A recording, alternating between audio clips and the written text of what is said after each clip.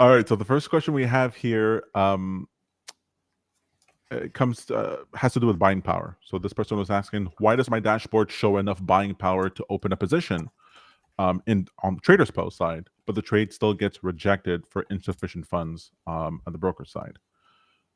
So this comes up every now and then, and the buying power that we see in the dashboard is what's being reported to us from the broker. Right.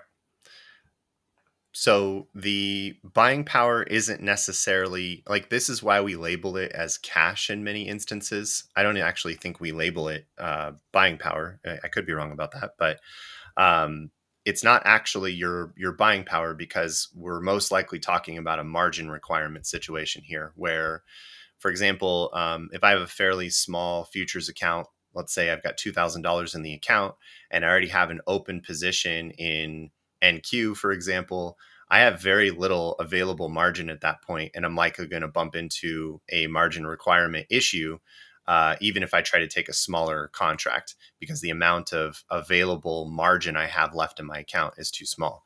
So, the best that we can do is report the available cash that you have in your account. I know with margin accounts, it's not really cash.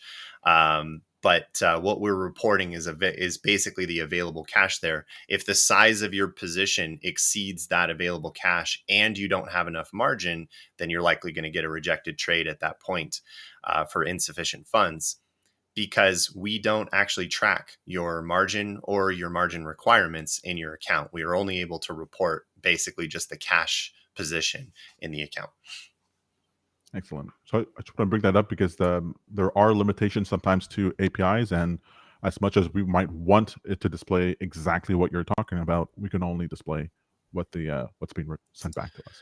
We should clarify. I mean, we can probably display the margin requirement information. It's a big lift to do that math and to show that in our interface. So at the moment, we're basically accepting trades, or we're not doing any checks on our side to see if the trade can go through first, which is why you see a rejected trade.